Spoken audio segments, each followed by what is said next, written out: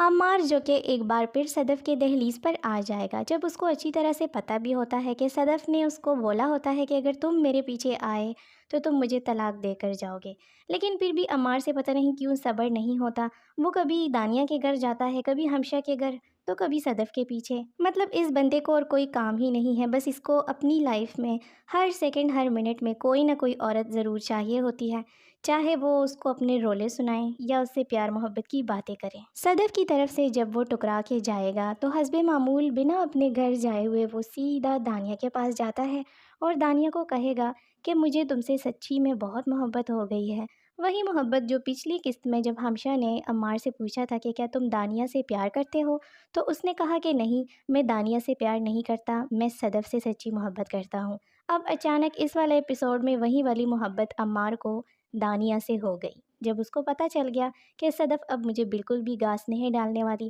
بلکہ وہ مجھ سے طلاق لینے والی ہے۔ تو دانیہ بھی وہیں پر سمجھ جائے گی کہ عمار جو ہے وہ صدف سے شدید طور پر ٹکرا کے آیا ہے اور اب بالکل بھی ان دونوں کی آپس میں نہیں بنے گی اور ان دونوں کی طلاق ہونے والی ہے۔ تو دانیہ بھی اس کو طنز اور تیر کے نشان مارتے ہوئے کہے گی کہ عمار ذرا سوچو، اگر میں کسی بھی چلتے ہوئے راہ کے انسان کو پکڑ کر اس کو اپنا ہسبینڈ بنا لیتی ہوں تو کیسا لگے گا؟ جس پر عمار کو بہت زیادہ غصہ آتا ہے۔ عمار دانیہ کو کہتا ہے کہ یہ کیا بکواس ہے، تو دانیہ اس کو کہے گی کہ ہاں میں بالکل پاگل ہو گئی ہوں، اس لیے میں یہ بکواس کر رہی ہوں۔ اور عمار کے تو جیسے آنکھوں کے سامنے اندھیرا چھا جائے گا، کیونکہ صدف اور دانیہ تقریباً ایک ساتھ ہی اس کی زندگی سے جانے والے ہیں۔ تو اب پتہ نہیں عمار کا کیا بنے گا، وہ تو بالکل پاگلوں کی طرح بیہیو کرے گا اور روئے گا دھوئے گا، چیخے گا تڑپے گا کہ کیوں دونوں ایک ساتھ ہی چلی گئی، نہ میں ادھر کا رہا نہ میں ادھر کا رہا۔ دوسری طرف ہمشہ جو کہ ہر چال چلنے کے لیے راضی ہوتی ہے کہ کسی نہ کسی طریقے سے عمار اور صدف کا گھر بن جائے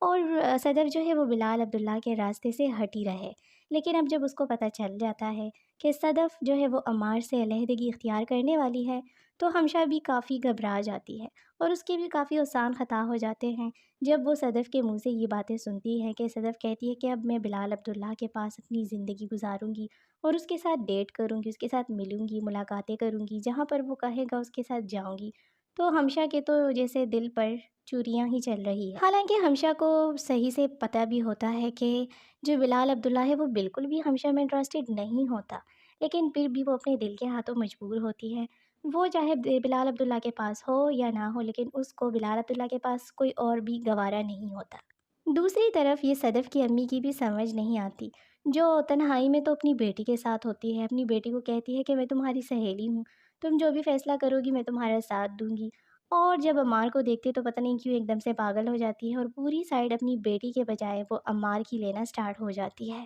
آنے والے ایپیسوڈ میں صدف اپنی ماں سے کہے گی کہ پہلے میں ایک بار بلال عبداللہ سے مل لوں، اس کے بعد میں خود سے معافی مانگ لوں گی۔ اب پتہ نہیں اس جملے کا کیا مطلب ہے۔ خیر، اس ڈرامے کے کافی سارے جملے اور ڈائیلاگز ایسے ہیں جو کہ بالکل سمجھ سے باہر ہوتے ہیں۔ آنے والے ایپیسوڈ میں بلال عبداللہ واپس آ جائے گا اور ڈرامے میں تھوڑا بہت انٹرسٹنگ موڑ آ ہی جائے گا، کیونکہ فائنلی صدف یہ طے کر چکی ہوتی ہے کہ اب میں بلال عبداللہ کے پاس جاؤں گی، جب بلال عبداللہ آئے گا تو میں اس کے ساتھ ملاقات بھی کروں گی۔ اور ظاہری بات ہے یہ سب کچھ وہ عمار کو جلانے کے لیے کر رہی ہوتی ہے، لیکن یہ بھی پتہ نہیں چلتا کہ ہو کیا رہا ہے۔ عمار کو جلانے کے لیے وہ کسی اور سے محبت کیسے کر سکتی ہے؟ خیر، یہ آنے والے ایپیسوڈ میں ہم سب لوگ دیکھیں گے۔ دانیہ بھی عمار کو آنے والے ایپیسوڈ میں کہتی ہے کہ میں تمہارے ساتھ شادی نہیں کر سکتی اور میں نے تمہیں بہت زیادہ پرکھ لیا، لیکن تم کبھی میرے ہو ہی نہیں سکے اور نہ ہی تم میرے ہو۔ جب تم صدف کے نہیں ہوئے، جس سے تم نے سچی محبت کی تھی اور شادی کی تھی، حاصل کر لیا تھا اپنے محبت کو، تو تم میرے کیسے ہو سکتے ہو، جس سے تم نے کبھی محبت کی ہی نہیں تھی، بس صرف ٹائم پاس کے لیے مجھے استعمال کیا تھا۔